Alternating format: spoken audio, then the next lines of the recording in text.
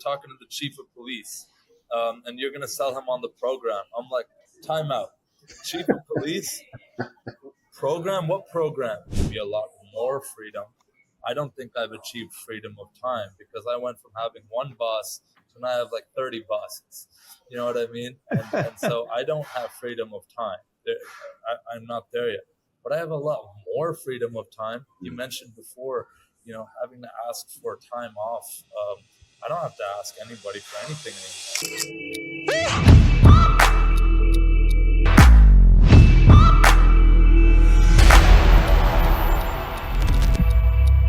All right, everybody. Welcome back to another episode of the 1% Podcast. I'm your host, Vin, and I'm Shane. And today we are joined by my good friend, Deepak Sharma. And he has a lot to talk about in regards to building your social media, how to enhance your views, because everybody knows nowadays views, attention is the newest form of currency. Deepak, welcome to the show, my man. We're so happy to have you here. Thanks for having me on, gentlemen. Of course.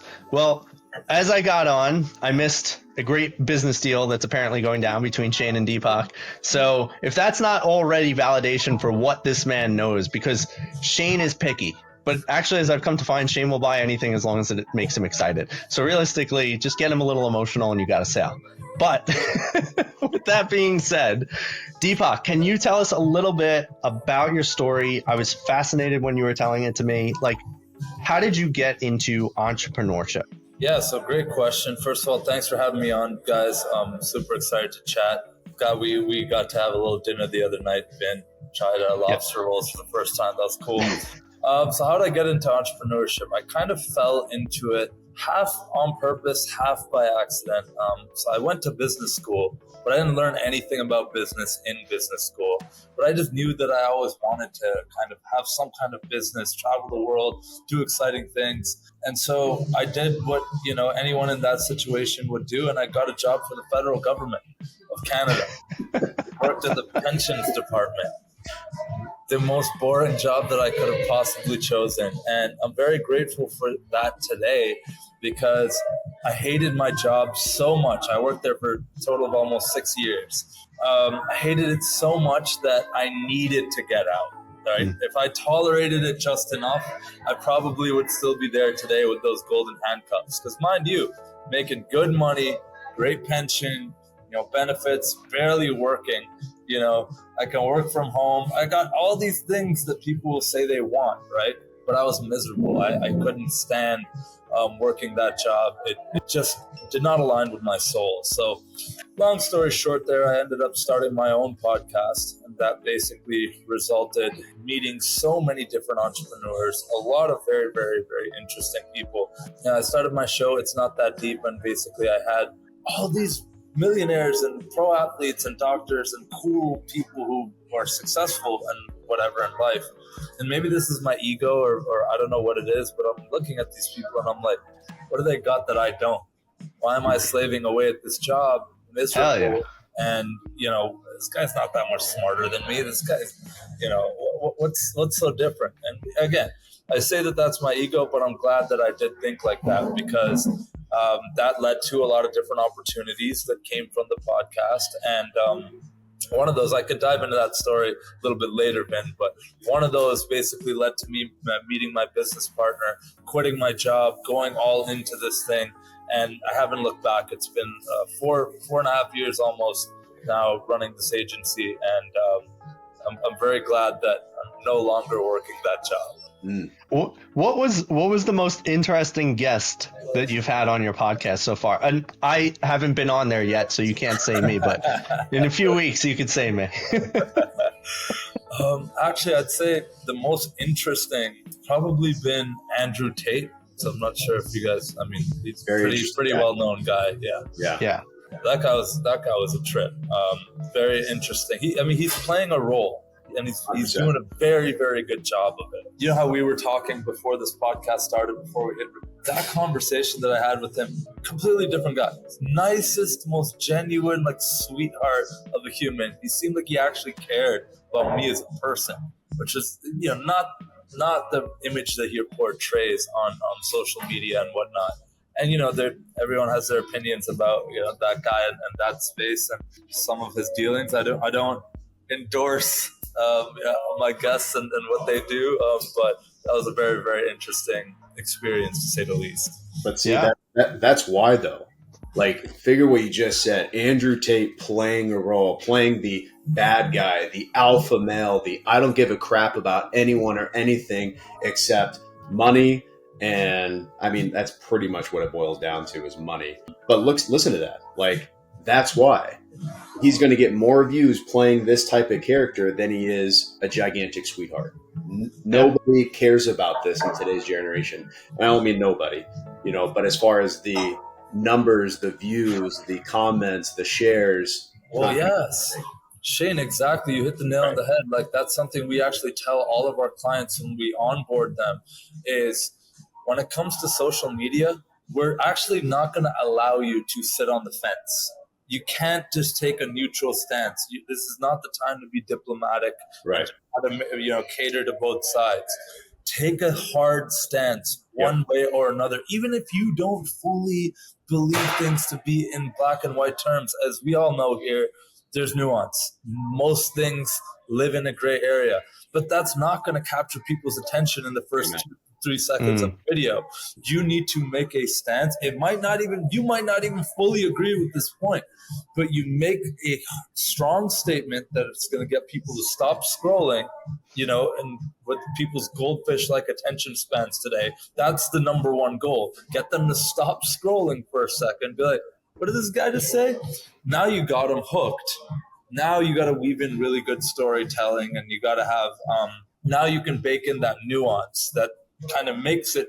Well, he had this one clip, Andrew Tate, on my podcast, right, where it was just like, depression is not real. And I even challenged him. I was like, well, I mean, some people have depression, dude. I don't know. And he's like, no, like, totally agree. Like, there are some people with like a chemical imbalance or whatever. But he's like, I'd venture to guess that a large percentage of people out there who claim they have depression don't exercise, don't have a purpose, don't make money, don't have the love of their life, don't have their relationship sorted out, don't have a relationship with God. And I'm like, okay, cool. If I just went off of the hook, which is what 95% of people will do, they'll hear depression is not real, associate that with Andrew Tate, and be like, this guy doesn't believe in mental illness. It's like, well, you didn't listen to the rest of the clip. Right. So, yeah, sorry to go on a little bit of a rant there. But. No. Bring this down? This man said goldfish-like attention. We need to bring that one back because that was amazing. Well, it's true. I mean, good. It's funny because social media nowadays really is indicative of people's desire not to learn. That's why Andrew Tate and so many other people can play such a powerful role, right? Because they know you're just going to read the hook, leave a comment, share it with 10 people, put it on your story, tell everyone this guy sucks. But then somebody might go and look later and they'll research. But you're not trying to just speak to that one person that's going to do the research, right? You want everyone's eyes. And I think Andrew Tate plays a great character, and I know he plays a character because if you actually listen to a lot of his content, some of it's so ridiculous. Like, he's like, there's no power in sushi. If your friend doesn't drink sparkling water, get rid of him. He's not the bubbles, get rid of this idiot. Dude, I love Andrew Tate. His stuff is hilarious. And it's like everybody is just so caught up on one thing or two things. So this is really important. Can we continue to dive in? Because this is also what you do as a business, right? Like, you help people get that attention. Talk about how you started your agency, and then let's start getting into like the meat of this. Because all the listeners, all of you entrepreneurs, aspiring thought leaders, whatever you want to be, you need to hear Deepak's advice here today. I appreciate it, man. Well, a little bit of how I got into it. Right? So I mentioned that I'd started the podcast. I had this one guest on, and I'm happy to say his name. His name's Tony Greco. Tony Greco in my city and I'm from Ottawa, Canada. And so back in Canada, we had this one celebrity personal trainer. He trained a lot of pro hockey players and trained some like singers and like Rihanna and Carrie Underwood and all these types of people. And so he kind of built a name for himself and started this gym called Greco Fitness. And so I had him on my show, and I had an attic apartment. I was paying like $400 a month for it. You could see in my early episodes, like the roofs are, like the slant of the roofs is in the episodes.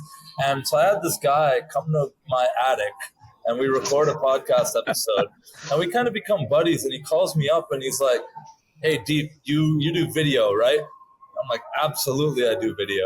I've never done video in my life. I just know how to hit record on my podcast camera." He calls me again. He's like, "You know how to do websites, right?" I'm like, "Absolutely. Of course, I have a website." I had my buddy cook up the website in like 20 minutes type of thing. And I'm like, "Of course I make websites." Calls me again. He's like, "You do sales, right?" Never sold anything in my life, to that point, at least formally in like a business transaction. So I get on, he's like, "Okay, get ready, because we're talking to the chief of police, and you're going to sell him on the program." I'm like, "Time out. Chief of police? Program? What program? I don't even know what you're talking about." And so at this time, COVID had just started and all of the gyms were closed. So even the police couldn't go to their own gym to go lift and train. And so he saw an opportunity. He knew the police chief, and his whole idea was, let's build this portal. You film some videos, you make this website, you sell the thing, because he's like, "I just want to be the actor, the trainer in these videos." Long story short there, my first deal ever in business, before I even had a business like an LLC or anything set up, it was like a $12,000 a month deal. And we ended up doing that for like 8 months. And so that taught me that, you can actually do things outside of just employment, which I don't have any entrepreneurs in my family. I didn't have any mentors in that space. I just went through business school, but I didn't learn anything about business. So I started investing in a lot of coaching and courses. I really reinvested all that money back into myself, because honestly I had some imposter syndrome and I had some, limiting beliefs around this fell in my lap, kind of. I don't know if I'm going to be able to repeat this. I don't really have a business. A glorified freelancer who knows how to make other people do things. That's all I knew how to do. But that led me to learning about the power of networking, actual networking, not the bullshit they taught me in university where you got to wear a suit and go shake hands and have small talk with a bunch of random people at this event no one wants to be at, right? That's what I thought networking was.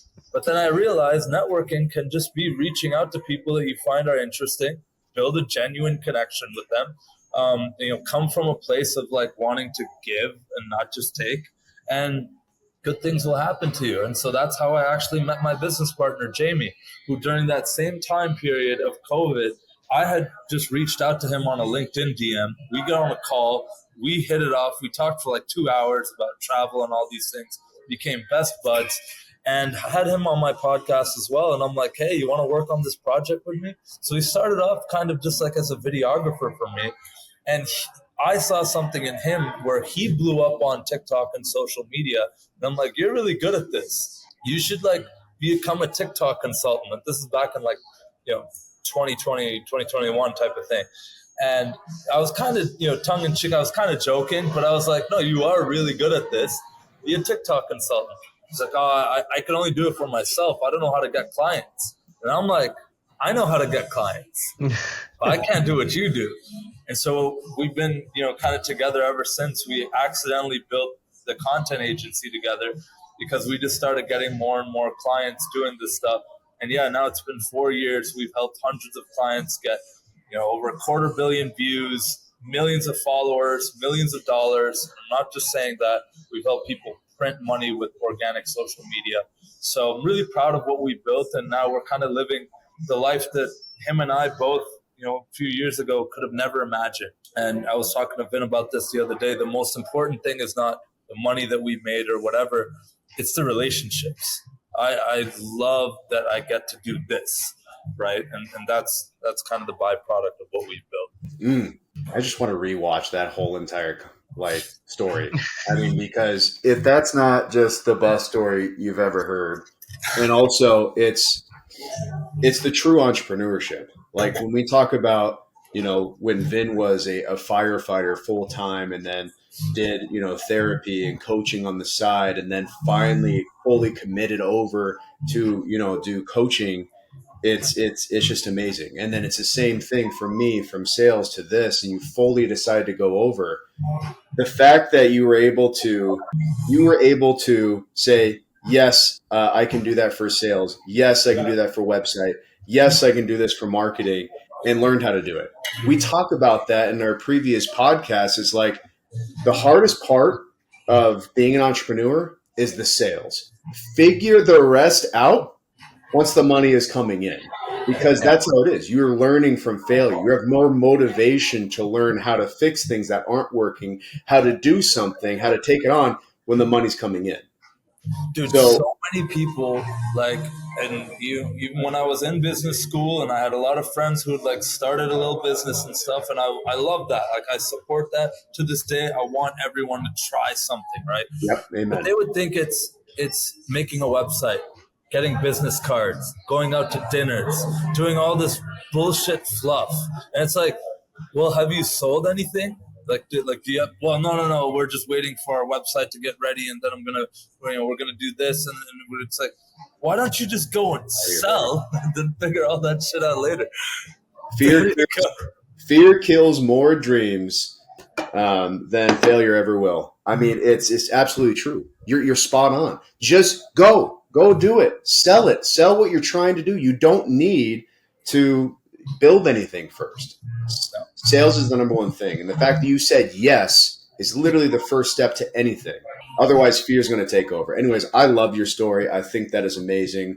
Once again, I can't wait for our side conversation about how you're going to take my company and make it, TikTok famous, because I haven't been able to figure it out. Social media famous, I haven't been able to figure it out. I'm really excited about that. He already gave me some tips and tricks that I can't give you unless you're a paying client. I'm just kidding. But no, this is awesome. I love that you are a natural born hustler and you didn't accept the expectations that were given to you in life. I truly think that's so powerful that you're just like, benefits, pension, good pay, work from home, and you're like, I don't want that. I want something more. And you said yes to it.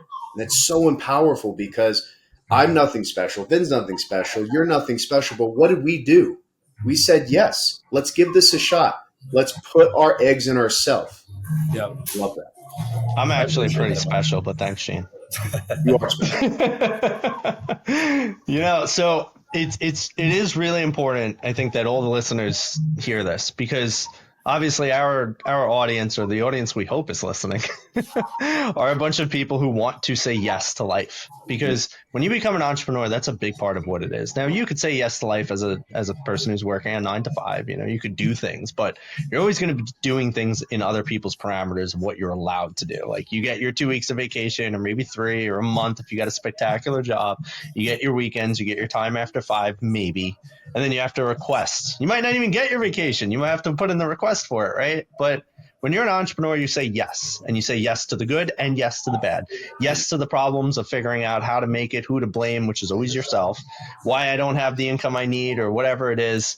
And I think that your story really shines the greatest light on that, because a lot of people are petrified. A lot of people don't have the willingness to say yes, and they always have a reason as to why it's not the right time. So I really wanted you to share your story, because I think what you did is the essence of entrepreneurship. I didn't even do it that way, right? Like, I had some coaching clients. I felt secure enough to leave my business, to leave my 9 to 5 to jump into business, because I had started building it. But you were just like, yeah, I got a business. Sure. Why not? Let's go. Well, actually, I'll add a little bit more clarity and a caveat there. When I wish I could say that, as soon as I started this thing, that I just jumped ship and burnt the boats and just went all in on this thing. That's not the case. I actually don't recommend people just do that. So for me, when I started this company with my business partner, it actually took me like a year and a half to feel secure enough in the direction of the business before I fully quit and went all in. And So for me, I just had to identify like what that number looked like, what needed to be true for me to feel like, okay, I will never go back, right? Yeah. Because I had that fear for sure. And Yeah. I did not, I needed to do it in a way where it's like, I'm not only just going to leave this job, I'm never going to work a job again. And so for that, I need to have a little bit of reserves in the tank. Now, I didn't have 6 months like some people recommend. I had like maybe 2. But then I thought about it. I'm like, well, what do I really want? I want to be able to travel. So I found a country to travel to in Colombia where my expenses went way down. So I basically hacked it so that my maybe 1.5 month of runway I'd have in North America became like 4 or 5 months down there. And as much as Colombia gets a reputation for, going down there and going crazy, I just went head down and built. I went monk mode, and all I was focused on is never looking back again. I didn't just quit my job. I went on a leave without pay, right? I'm like, I'm just going to, I asked my manager, she was super supportive. She was just like, yeah, no, do your thing. Like, try it out, see how you feel. And I knew I'm not coming back, but I needed to do it in my own way. And then luckily, then we had our biggest months ever the minute I decided to go all in. We like 10x the business. And so luckily been riding that kind of momentum and the ups and downs ever since. So just to summarize that point, I don't recommend anyone just, if you have this big idea, it's like almost this Gary V ideology of just, go all in, pursue your passion, quit your job. No, you have bills to pay. You have, if some people have kids, you have responsibilities, you have, you also have a personal level of safety and security that you need, right? Yeah. To me, I still have that. Just because I'm an entrepreneur at heart doesn't mean I still don't want to, pay for dinners or take a girl out or do certain things. Like I still have a life, so yeah. I love it, man. I want to say a couple things on that one too. I think the biggest highlight of this is you were just smart. You saw what you had as far as finances, and you went head down and you got to work. So 2 things. One, I'm married, and at the time I started the VA group 5 years ago. I was married, and I got out of a business partnership and immediately was like, well, now what? So I went heads down, built the VA group, not having any type of backup besides my wife working her job, which I'm like, okay, it's going to be tight. But I have a wife who's going to support me in whatever I do. And it took 3-4 months for it to become profitable. But when you have somebody that's on your side, that's pushing you to become better, that's pushing, saying, I believe in you, I trust in you, go ahead, I got us. That's something that I think should also be taken advantage of. If you are a dual income family and you want to try something and you have dreams, I do think the Gary Vee approach for that situation is smart. There's no better time than today. The best time was yesterday. So if you have that, if you have stability, if you have structure, if you have 3, 4, 5 months in reserve and your significant other is on board for you trying something, I say do it. Go all in. Deepak had it with 2 months reserved, and he said, screw it. Where can I make this into 4 or 5 months? And he went to Colombia, went heads down, and made his dream come true. And I advocate for what Deepak did because I had 0 months reserve, and I did try to get a leave of absence, and they wouldn't give it to me. I was going to try to take a leave for a year, and then they either told me you come back because they said the best we could do is we could give you a month of mental health leave, the best we could do, and then you could figure it out. And it was funny because I had terrible anxiety that whole month, and they were like, all right. They're like, you're on your last day. You either come back to work full time or like what are you going to do? I'm like, all right, I guess I'm resigning. And luckily, to your point, though, I wasn't at the point where I was going to take the leave until my income from coaching was comparable to what I was making in the fire department. So it was like, okay, if I leave and I made sure I was living off of this, it's like not at all. But the funny thing is, if you're a new entrepreneur, my income also 10x. And I was like, oh, this is great. I'm making tons of money. I don't need to save anything. And then all the clients stopped coming after a few months, and I was in debt. And my girlfriend, to Shane's point, paid all my bills. So there's a right way and a wrong way to do it. Shane and Deepak had it right. I screwed the pooch, but I'm still here today. So I disagree, man. You didn't mess up. There's different routes to get to the same place. And I think the thing that we all have in common is we did an audit at some point of ourselves, our situations. There's a spiritual element to this, right? That no one really wants to talk about or address, where it's like, how much is the current life bothering you, right? I couldn't live with it anymore. I needed to get out one way or another, but I didn't have like a fully functioning business yet, right? And so I had to build that to make it work. But, Shane, I mean, for you did the audit and you're like, well, my partner is on board with me and is going to ride with me on this. That was your audit. Then for you, you had the conversations. You tried to see if you could do a year leave. That probably would have been ideal. Instead, you got a month, and then you burned the boats. We all end up in the same place. That's why I think entrepreneurship advice, there should be an asterisk. Like, hey, this depends on you and your situation. Yeah. Right? Everyone's different. There's no cookie cutter, one size fits all. That's why I don't feel like I ever want to be like a guru in these types of spaces. I just have no desire to even be like a role model or anything. And I get people DMing me all the time, what should I do? I don't fucking know. I don't know you. Send them to me. Send them to Ben. That's what I'll do. So, Deepak, we love the personal story. I hope our listeners saw a ton of value in there. Let's go into the business side a little bit more, because we'd really love to shine a light on what your business does, how it helps. Can you give the listeners some secret sauce to cracking some of the codes of social media? Yeah, absolutely. So in a nutshell, we are an organic short form content agency. Now that could sound like Chinese to a lot of people, because what are we talking about here? Organic? Why, what does that mean? Grass-fed, free range. Free range. Yep, exactly. You hit the nail on the head. No, but when it comes to content in general, it falls into organic or paid content. You have ads. When you pay for some influencer or something like that, that's one side. And then we are on the side of creating original content.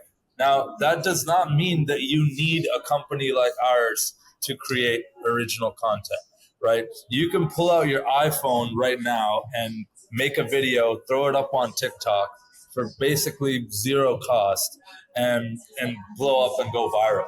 What we do is we give you a way better chance and opportunity to go viral, because we have processes and systems, and we've done this for so long for so many clients, posting over 4,000 pieces of content a month for our clients in all types of different spaces. But really what we do is we come up with a social media content strategy. So, what type of content do you want to put out in the world? What is your message? What is the ultimate goal with that content? The basics, right? Then we kind of reverse engineer that, and we try to create pillars of content. Think of that as legs of a table that, is your brand. We want to come up with different pillars, different beliefs that you wholeheartedly have, that we can make an infinite amount of content for each pillar, right? But these are your strong. This is what you are all about. And those can change and, fluctuate a little bit. But really, we come up with those. We help you come up with those pillars. We help you come up with the different styles of content. Because one pillar, let's say it's for executive coaching or something, it's like helping people break down their limiting beliefs or something, right? Maybe that's one pillar of content for you, Vin.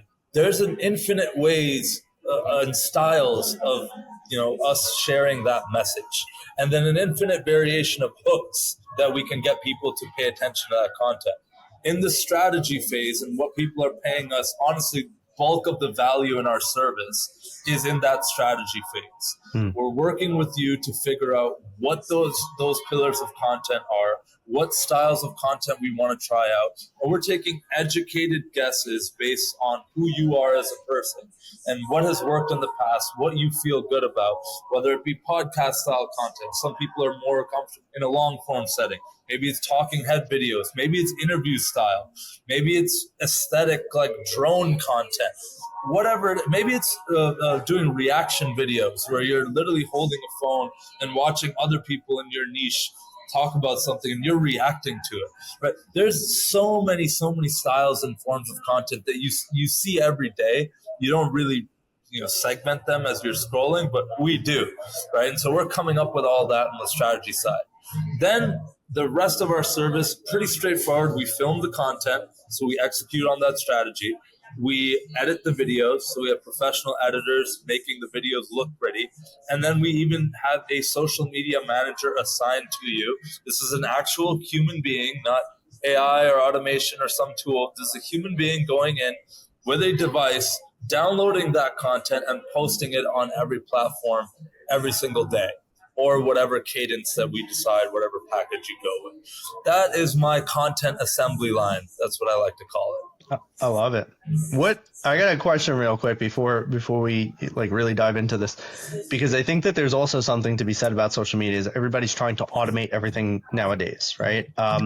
What have you found is one of the biggest problems?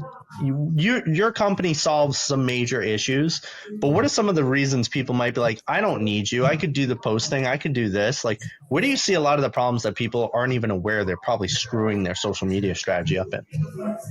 What should I post? Right? Like, it comes down to that for a lot of people a lot of the times, right? They might have an idea one week, like, you know what? I'm going full gung-ho. I'm on this podcast. I'm going to do it. I'm going to put podcast content out every week. Well, you guys probably know the statistics, but most podcasts don't last past episode 7. So, okay, you just screwed your entire content plan. And what are you going to probably do when you don't have a what to post, a why to post anymore? You're just not going to post. And so it's like this like double-headed dragon, where it's like when you don't have clarity on the strategy and direction, you're already like the rest of it's going to fail and fall apart. You're not going to be motivated whether you have a team like ours come to film the content and take care of every step of the process, or if you're just trying to film stuff on your own iPhone, right? You're not going to have the motivation to film the content if you don't know what content to film, right? And then subsequently, well, then you're not going to care about editing the content because you didn't film it. Then you're not going to care about, you get bogged down along the whole entire process. And it's very easy to get caught up in the details. There's so many steps and things that have to happen to have a consistent social media presence. Oh my God, putting 3 posts up a week can become this monumental effort. And you know what's really easy? Just not doing it when it gets tough. So I know that's kind of a long-winded answer to your question, but the biggest thing is people don't know what to post. People don't know why they're even posting. And so they end up just not doing it. And that's, to me, the biggest. It breaks my heart because I would not be here today if I didn't ignore that voice and post my first piece of content, right? I'm not here. None of all the relationships, all the millions of dollars I've generated, all of this cool, fun stuff, getting to travel the world, getting to meet such incredible people and do really cool things on a day-to-day basis. That doesn't happen if I don't put out episode 1 of my podcast from my attic apartment in 2019. So I believe that in my core, my soul, that the answer is to put out content, to post the content. Right? If you don't, but then let's work backwards. Like, how do you post content? Well, you have to have had something edited. Or, okay, well, then you have to have had something. Well, then what do you film? So it's like people get stuck here. Everything else becomes irrelevant. I know I'm going to go to a different approach for this double-headed dragon here. So for corporations, for bigger businesses like myself, it's easy to hire you and just say, I don't have time to do all this. Come in and do it for me. For the people who are looking to do it, who have the motivation to do it, is there tips and tricks that you can give on saying like, go copy things that are already viral, that's already working. Like for the people who have motivation that want to start, the solopreneurs, the smaller people, is there any tips that you can give besides just go out and do it? Like, how do they find their message to go viral, to get more attention onto them? Great question. So first, get clear and sit down, take a notepad out, and just figure out what you really care to talk about. Or ask some friends. Sit down with them. Like, hey, what do you guys, from an outsider's perspective, what do you guys see that I like to talk about all the time? It's like, dude, you're obsessed with anime, or you love cars, or bro, you can't shut up about therapy. Like, whatever it is, like, what's your thing? Let's start there. Now, you have to have some kind of reason for, like, why are you even posting it in the first place, right? Like, okay, is it just for pure entertainment and joy? Okay, cool. Do that then. Like, awesome. We got that out of the way. Or are you doing it for some kind of business goal? Am I clearly, like, the only reason I'm going through this painful process of putting out content is I need clients for my business. Okay, great. Let's then reverse engineer. Well, what's your business? Okay, well, you do car washes. Okay, cool. You're in the car wash business. How are we going to make some cool content about car washes? Well, yeah, let's research the niche. Let's look at the top 20 videos, which you can do on pretty much every platform now. They have, a lot of these, like TikTok, YouTube, for example, they actually have, you have the ability to go and actually look at the top performing videos in any niche. And then you can go and subscribe to those people and you can, oh, cool, I like that. Oh, I didn't like that. I would do it this way. I wouldn't do it that way. So that's kind of how I would start in this, is like, get clear on a direction, right? And then, we can work on the nitty gritty, all that stuff later. But you don't want to get bogged down in the thumbnails and the hashtags and, what strategy, what trending music should I use before you even have a direction of what you're going to post. See, I mean, that's the American way, though. And that's what I love about it is, first off, you have to be passionate about it, right? Because it's going to strive you to actually do it, make money off of it. Now it's, who is my competition? Who's the best at doing this? And how can I make this crap better? Yeah. Love it. Yeah, I think it's interesting because social media, it's not super complex. Like anything else, it just really takes you having a dedicated effort from what it sounds like. And, there's something that you pointed out to us, which I think is really, really wildly worth sharing, if you could, about, where we were asking you, or me specifically asking you about automating my socials and having it on a program that will post for me so that I could delegate my time and get it back. And what is your understanding and take on that? What should people do with that? So as it stands in 2024, all right, I don't know in the future if there will be a better solution to this, but as it stands currently, there are zero scheduling tools that actually work, that are going to give you all the functionality, that are going to give you the reach that you want. And I'll tell you why. It really breaks down this way. I don't even think I told you this, like the actual reason why, Ben. The platforms are trading, the currency that they're trading on is watch time, right? And they want to keep people on the platforms longer. That is the number one goal of every single social media platform. Mm-hmm. They need to keep you on there longer. That's how they make money. They sell advertising. They need you to stay on the app. If you look at every single app, they're building in-app web browsers, so you don't even have to leave the app to buy something.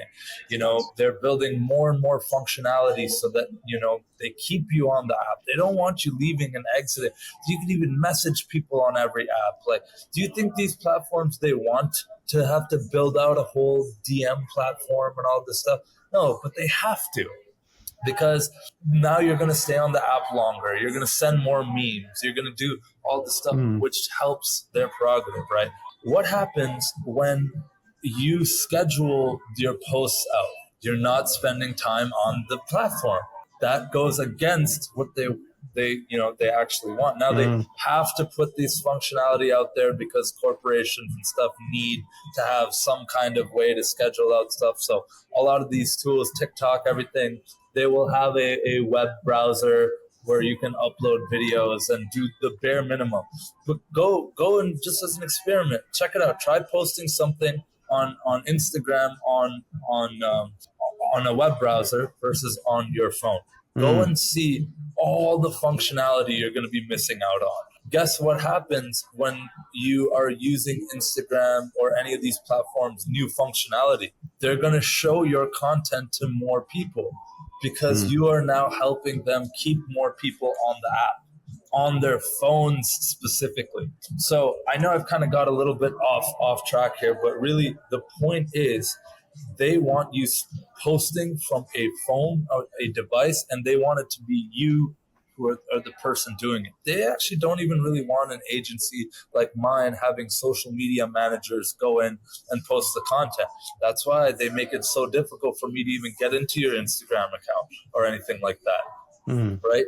Because they want it to be you, because it's the data at the end of the day that they're selling. And we won't go down that rabbit hole, but it's really important for you to take the content yourself or you're a member of your team. That's how you post the content. I think that's great advice. I have a personal question for you, and I don't know if you're married or have kids or all that, but Ben and I talk about pretty frequently that these are an addiction, that you can be looking at videos through whatever platform and then an hour goes by, or God forbid worse. So you personally, especially with this business, do you turn off your phone or stay away from social media at a certain cutoff? Like I said, if you do have kids or a significant other, is there any rules that you kind of put in place, or how do you kind of eliminate yourself in your business from your personal life, from society? Yeah, great question. So first of all, I do think that these social media, all of them, social media platforms can be very dangerous, right? They're designed and engineered to be addictive. Right. They're literally, the colors and every part of the app is designed and engineered to elicit a dopamine response. Right. And these things are crack, and it's never been more accessible and easy to access these platforms. So I don't have kids, but if I did have kids, I would absolutely significantly limit that screen time. I see a lot of iPad babies running around, and it scares the hell out of me. I mean, that's, I grew up in kind of the last era of kids, like, where I didn't have that. I'd actually have to go and meet my friends at the park and trust that they're going to be there. And I don't have a way of communicating with them other than maybe calling the home phone, and then their mom's like, yeah, you already left. That's what I grew up with. But then I also grew up with social media as well. I got to see it in high school, Facebook, and seeing all, like, posting all this drama and all this crazy stuff happens, and then MSN with instant messaging and all this stuff. So I'm kind of in the last era of I remember what life was like before this, and now this has become a part of my life. It's actually a part of me. I feel naked without my phone. And I'll be the first person to tell you that I myself am addicted to my phone. Absolutely. But I run my whole business on my phone. So it's a little bit difficult for me to give you an unbiased answer. I use social media all the time, every day. However, I have set rules for myself. So whenever I'm entering into any kind of deep workflow of any sort, what I'll do is I'll delete Instagram, which is my biggest, the one that I use the most. I'll just delete it off my phone. And now when I go to reach for it, it's kind of a reminder, I can't get that little dopamine right now because I'm working. For example, right now, before this podcast, I went and I posted a couple things, then I deleted it off my phone because I know I'm going to be in calls for the next 3 hours. There's very little benefit of me being able to go on Instagram right now. But you know what? In the evening, I like to respond to my direct messages. I like to stay in touch with my friends. I like to use it for a little bit. But a couple hours before bed, I try to do my best to not look at screens. I'm not the best at this. I'm not going to lie. I still use it from time to time, but I purchased like a physical alarm clocks, and I have a second phone that I take to bed with me. I don't bring my normal phone to bed with me. On my second phone, I don't have any apps except for just like a meditation app and like a couple things on there just that I use in the morning. That helps a lot with not getting that screen and dopamine and all this stuff first thing in the morning. But I still like to like play some like rain sounds or like stuff like that. So I still like to use the phone for like the first hour. Just not social media. I really try to avoid that. So yeah, I set some rules. Am I the best at adhering to them? No, especially when I travel. A lot of that stuff goes out the window. And so I'm not perfect by any means, but I do the best I can to limit it. Yeah. To your point, there's something that I usually give advice to some of my clients when they get, when they're aware that their phone is too much of a distraction. One is put your phone on grayscale. Because to your point, you're addicted to your phone because it's so colorful and it's supposed to be. When you put it on grayscale, you literally think your phone is like the worst thing ever, and it becomes so boring you don't even want to use it. And then I've actually suggested that to my ex. I told her because she's very addicted to her phone as well. And we set up like an automation where at like 6 p.m. or whatever, it goes gray, and it drove her insane, but it worked. Yeah. And there's this other thing my girl recently got. It's called the Brick. It's a physical thing that you could buy, and it's interesting because you touch your phone to it and it locks all of the apps that you set, and the only way to get it to unlock is you have to physically go and touch the brick. So you could, to anyone who has a spouse, if you are listening and you want help, go buy the brick, have your spouse lock your phone, and then have her or him hide it until you say like, hey, give it back to me in the morning. And then you can unbrick your phone at that time, and you're like forced to like kind of like an addict, go like, I can't search Insta. I've gotten hit with those ads before, and it's kind of ironic, but it's yeah, They're like great. that. I need to get one of those. Guys, we're in 2024. It's going to get a lot worse. Yeah, it's true. But Deepak, I just wanted to say thank you so much. Once again, you guys missed the compliments earlier on, but look at this guy's fit. This guy is suited, booted, like dressed up, looking good. I'm feeling it, man. But I appreciate it. Outside of your get up here, God, did I say get up? The information provided here was amazing. We gotta hit Deepak with the signature question before we let him off. Don't you dare thank him just yet. Deepak, I know you probably have other calls, so we'll make it quick. But what is your view of a 1% life? What do you believe it should be, or what do you believe yours is? Matt, I love this question. It's beautiful. For me, it's those 4 freedoms. You've probably seen this, meme or whatever get floated around, especially in the entrepreneur community. But it really helped me a lot when I was first getting into this, figuring out my why, my purpose. Honestly, it's realizing my potential in these 4 areas. Freedom of time, so having the freedom to own my day and not just be working for people. I think one thing that I will say, as much as I love being an entrepreneur and it has given me a lot more freedom, I don't think I've achieved freedom of time, because I went from having one boss to now I have like 30 bosses. You know what I mean? And so I don't have freedom of time. I'm not there yet. But I have a lot more freedom of time. You mentioned before, having to ask for time off. I don't have to ask anybody for anything anymore.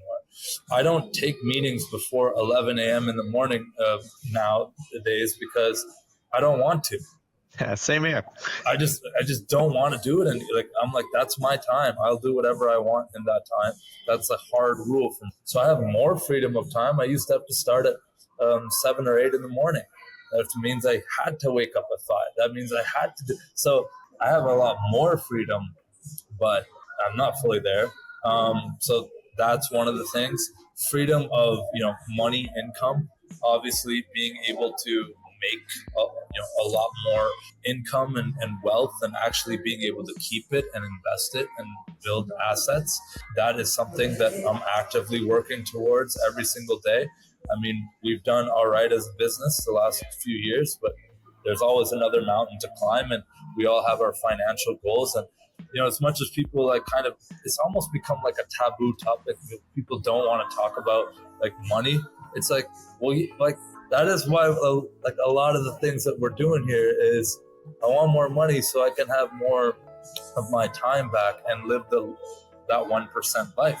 I want to do more things, and more things require more money, more experiences, and also it removes a lot of headaches. I don't think it necessarily directly makes you happier, but it removes a lot of things that make you unhappy. And so I think money is very important. Freedom of location. This one's pretty self-explanatory, but I don't have to be geographically anywhere. I can kind of be anywhere in the world where I got an internet connection and a good place to work. So, I mean, I'm in New York today. I'm based in Miami, but I might go to Thailand next month. I can do that. I think I have achieved very close to location freedom. Now, the only thing that limits that is the previous freedom I was talking about, which is money. If I had infinite money, I'd probably be going to many more cool places all the time. But not complaining. Miami, New York, pretty damn cool. And then finally, I think the most important freedom is the freedom of purpose. This one's kind of, up for interpretation for a lot of people, but for me, having the ability to choose what I want out of my life, how I'm going to realize my potential, I have achieved that freedom, and I'm very, very happy. I get to choose every day what type of life I want to live. And so I think not just maximizing, but realizing my potential in those 4 areas is the top 1% life. As long as I'm striving to get better every single day in those areas, I already won. I've heard of the 4 agreements, but I never heard of the 4 freedoms, and I like that better than anything else. I think this man just won the top 1% answers for the top 1% lifestyle question. Thanks, definitely man. one of the best ones I've ever heard. I like that it wasn't I'm there yet. It's I'm working harder to get to this, and it's very a humbled, honest answer. So I think that was very honorable and nice. Yeah. All right. Well, my man Deepak, can you please tell everyone who's listening, and hopefully after this we make a few changes to our strategy and get a lot more views, but can you tell everybody who's listening, how can they find you? How can they get in touch with you? What are the best methods if they want to hire you or tell you they don't like you, whatever the case may be? Well, if you want to tell me you don't like me, follow me on Instagram, because you'll be helping me anyways. My Instagram is honestly the best way to reach me. Just shoot me a DM at deepaksharma.co. And then, our business name, if you want to check us out and make sure I'm not just some snake oil salesman, deepsocialbrands.com. And that's the name of our business. I love it. And do you have anything you want to offer people? Do you do any type of a free offer, a call to action that our listeners can take advantage of? Any resources? We don't have anything like that, but you know what? Shoot me a DM, and if you need help with anything social media related, I can put you in touch with our team, and we can see if there's any way that we can help out. That's kind of the best way to go about it. I don't want to overpromise some kind of audit or something, but if we have the time, we'd be happy to look through your social media and see if there's any room for improvement, any low-hanging fruit at least. Awesome, man. Well, thanks so much for being here today. You dropped so many valuable insights for our listeners. I hope they found this as powerful as we did, because I know Shane and I really loved it. Everybody, please like, share, subscribe, give us a comment, let us know what your takeaways are, and of course, go get in touch with Deepak, and I'm sure he will help you with any and all of your social media needs. Hang out for a moment after we finish recording, man. We want to just say goodbye the proper way, but thank you for coming on, and we appreciate you. So as always, we had a great time. Absolutely. Bye, guys. Bye, everyone.